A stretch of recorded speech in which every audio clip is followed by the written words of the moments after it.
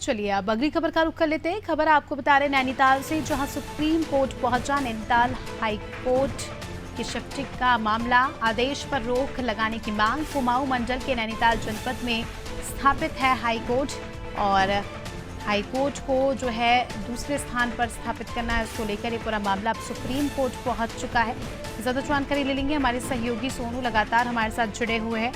सोनू, नैनीताल से high court shifting का मामला काफ़ी ज़्यादा हॉट टॉपिक बन गया है और लगातार जो है इस विषय पर चर्चाएं की जा रही है, लेकिन समाधान यहां पर निकलता नहीं नजर आ रहा है। अब बताया जा रहा है कि ये मामला सुप्रीम कोर्ट तक पहुंच चुका है।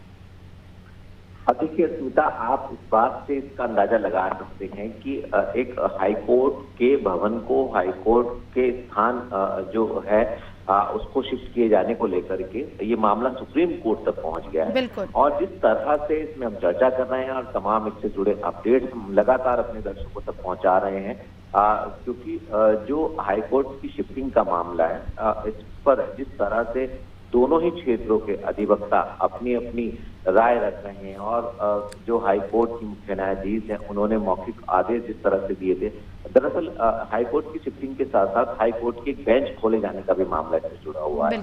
अब चूंकि दोनों मंडलों के ही जो अधिवक्ता हैं, चाहे वो गढ़वाल मंडल के हों चाहे वो कुमाऊं मंडल के हों, क्योंकि इस वक्त जो है वो हाई कोर्ट कुमाऊं मंडल क्षेत्र में है, तो कुमाऊं मंडल के नैनीताल जनपद में अब नैनीताल से शिफ्ट करने की बात जो है वो चर्चाओं का विषय बनी है। और अब इसमें जो कहीं ना कहीं है वो सियासत भी होती हुई नजर आ रही है।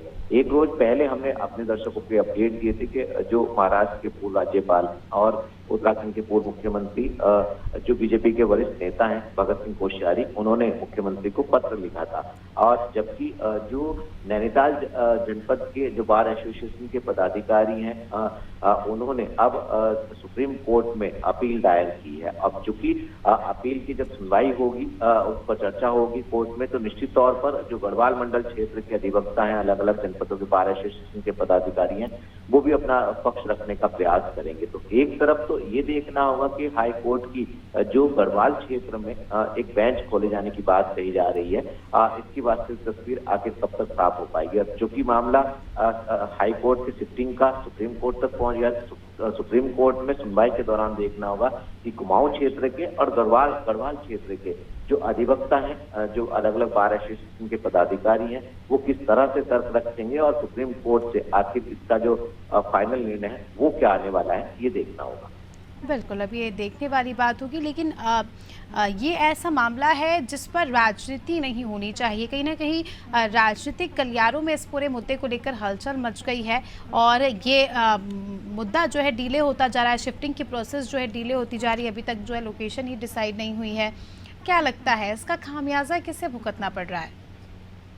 अब देखिए, असल में ये अब हम इसको ऐसे देख सकते हैं स्मिता कि ये क्षेत्रीय सियासी रूप में तब्दील होता हुआ जा रहा है। हालांकि जो कोर्ट की जो वैधानिक और संवैधानिक जो प्रक्रिया है उन्हीं के तहत होना है, और हाई कोर्ट में जो रजिस्ट्रार जनरल है उनके माध्यम से एक पब्लिक प्लेटफॉर्म में एक मेल भी जारी की है, जिस पर सभी अधिवक्ता हो, आम जनमानस हो, या वो कुमाऊं के हों या गढ़वाल क्षेत्र के रहने वाले हों, सभी अपनी राय दे सकते हैं। और जो जनमत है, जनमत संग्रह के बाद इस पर फैसला लिया जाएगा। क्योंकि पहले जब हल्द्वानी नैनीताल जनपद का जो हल्द्वानी क्षेत्र है, हल्द्वानी क्षेत्र में के गौलापाट स्थान पर जब हाई कोर्ट शिफ्ट किए जाने की चर्चाएं की जा रही थी, उस वक्त इस तरीके की चर्चाएं इसमें नहीं हो रही थी। लेकिन इस क्षेत्र में क्योंकि काफी बड़ी तादाद में पेड़ खड़े हैं, वृक्षों के कटान के पक्ष में हाई कोर्ट नहीं है, लिहाजा अब दूसरा स्थान चयन करने की बात कही जा रही है। क्योंकि एक तरफ इसमें ये मामला सियासी होता जा रहा है, दूसरी तरफ इसमें कोर्ट की अपनी एक प्रक्रिया है। तो निश्चित तौर पर जो न्यायालय की प्रक्रिया है उसके तहत और जनमत संग्रह के बाद और जो अलग अलग जनपदों के बार एसोसिएशन के पदाधिकारी हैं, जो अधिवक्ता हैं, जो हाई कोर्ट के में प्रैक्टिस करने से भी जुड़े हुए हैं और जो अलग अलग जनपदों में प्रैक्टिस कर रहे हैं, इन सभी की रायशुमारी के बाद आखिर सुप्रीम कोर्ट में तमाम पहलू पर फोकस करने के बाद क्या वास्तविक तस्वीर सामने आ पाएगी, इसका सभी को इंतजार है। बिल्कुल जी, बहुत बहुत शुक्रिया आपका सोनू, हमारे साथ जुड़ने के लिए और तमाम जानकारी के लिए।